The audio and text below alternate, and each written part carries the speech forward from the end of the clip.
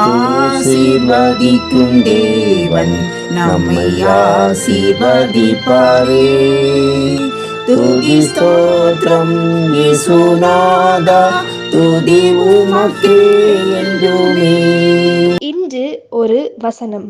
ஆவியினாலே ஜெபம் பண்ணி அதன் பொருட்டு மிகுந்த மன உறுதியோடும் சகல பரிசுத்தவான்களுக்காகவும் பண்ணும் வேண்டுதலோடும் விழித்துக் கொண்டிருங்கள். எபேசியர் 6:18. அன்புக்குரியவர்களே, இயேசு கிறிஸ்துவின் வல்லமையுள்ள நாமத்தினாலே உங்களை வாழ்த்துகிறோம், ஆசீர்வதிக்கிறோம். இந்த நாட்களில் ஒவ்வொரு விசுவாசியின் முக்கிய தேவை ஜெப ஆவியினால் நிரப்பப்படுவதே ஆகும். ஜெப ஆவியினால் நிரம்பி இருந்தால் தான் ஆவிக்குரிய ஜீவிதத்தில் வல்லமையோடு முன்னேறி செல்ல முடியும். பாவத்தில் கொடிய பாவம் ஜெபிக்காமல் இருப்பதுதான். ஜெபிக்காமல் இருக்கும் போது பாவங்கள் மனுஷனுடைய வாழ்க்கையில் உட்பிரவேசி விடுகிறது. அநேகருக்கு ஜெயிப்பது எப்படி என்று தெரியவே இல்லை. பாரம்பரியத்தில் ஓடி போய்விட்டோம். ஒரு சில ஜெபங்களையே திரும்ப திரும்ப சொல்லி கிளிப்பிலை போல் ஆகிவிட்டோம். மனம் திறந்து இருதயத்தை ஊற்றி ஆவியிலே நிரம்பி ஜெபிக்கும் விதத்தை பெரும்பாலானோர் அறியாமலேயே இருக்கிறோம். ஒரு சிலர் தான் இருதயத்தை ஊற்றி தேவ சமூகத்தில் மன்றாடுகிறார்கள். தேவ பிள்ளைகளே, ஜெபிப்பதற்கு பல தடைகள் வரலாம். நேரமே இல்லாதது போல பொய்யாக தோன்றலாம். ஜெபிக்கும் போது வீணாகன சிந்தனைகள் அலைமோதலாம். இயேசு கிறிஸ்துவின் இரத்தத்தை உங்கள் மேல் தெளித்துக் கொண்டவர்களாய் ஜெபிக்க ஆரம்பித்து விடுங்கள். அந்தரங்கத்தில் பார்க்கிற தேவன் வெளியரங்கமாய் உங்களுக்கு பதில் தருவார். கர்த்தரிடமிருந்து நன்மையானவைகளை பெறுவீர்கள். நாம் ஜெபிப்போம். அன்பின் பரலோக பிதாவே, ஆசீர்வதிக்கப்பட்டதான இந்த நாளுக்காய், இந்த நாளின் வசனத்துக்காய் நன்றி சொல்கிறோம். கர்த்தாவே, உம்முடைய பிள்ளைகளாகிய நாங்கள் உம்முடைய மனபாரத்தை வாஞ்சியை கருத்தில் கொண்டு சகல பரிசுத்தவான்களுக்காகவும் ஜெபிக்க உங்க கிருபை தாங்க.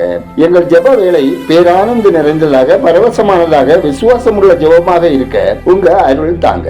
கர்த்தாவே, எங்கள் வாழ்வில் மலை போல அழுத்திக் கொண்டிருக்கிற பிரச்சனைகளை மாற்றி உமக்கு பிரியமான வழிகளில் நடக்க தயவு செய்யுங்க. அனுதினமும் மற்றவர்களுக்காக ஜெபிக்கவும், கஷ்டப்படுகிறவர்களுக்கு, தேவையில் இருப்போருக்கு மனதுருக்கத்தோடு உதவி செய்யவும் வழி நடத்துங்க. ஆண்டவரே, குடும்பங்களில் தேவ சமாதானம் நிறைவாய் பெருகவும், பிரிவினைகளை, குழப்பங்களை கொண்டு வர முயலுகிற சாத்தானின் கிரியைகள் அழிக்கப்படவும், ஒவ்வொருவரின் வேலை, தொழில், வியாபாரம், விவசாயம் ஆசீர்வதிக்கப்படவும், ஆதி ஆத்மா சரீரம் குற்றமற்றதாக காக்கப்படவும் ஜெபிக்கிறோம். பிள்ளைகள் கர்த்தரால் போதிக்கப்படவும், கர்த்தரின் கண்ணிகளுக்கு விலக்கி காக்கப்படவும், தங்கி படிக்கிற, வேலைக்கு செல்கிற பிள்ளைகள், பெண்கள் தீய கண்களுக்கும் தீய இச்சைகளுக்கும் விலக்கி காக்கப்படவும், திருமண வயது அடைந்தவர்களுக்கு ஏற்ற வாழ்க்கை துணை கிடைக்கவும், திருமண தடைகள் அகலவும், பயணம் செய்கிறவர்களுக்கு தூதர்களின் காவலும், பேறுகாலத்தை எதிர்நோக்கும் பெண்களுக்கு சுகப்பிரசவம் உண்டாகவும், நெடுங்காலமாய் குழந்தைக்காக காத்திருப்போருக்கு சந்தான விருத்தி உண்டாகவும் ஜெபிக்கிறோம். வியாதியினால் உடல் பலவீனத்தோடு வாழுகிறவர்களுக்கு ஆரோக்கியம் உண்டாகவும், மருத்துவரால் கைவிடப்பட்டு சிகிச்சை பலனின்றி கலக்கத்தோடு உண்மை நோக்கி பார்க்கும் ஒவ்வொருவருக்கும் அற்புதம் செய்து ஆயுசின் வருஷங்களை கூட்டித்தாங்க. எங்கள் தேசம் ஆசீர்வதிக்கப்படவும், மக்கள் கர்த்தரை அறியும் அறிவில் வளரவும், ஆட்சியாளர்கள் உண்மையாய், நேர்மையாய், நீதியாய் செயல்படவும், பாவ இச்சைகளுக்கு விலக்கி காக்கப்படவும் ஜெபிக்கிறோம்.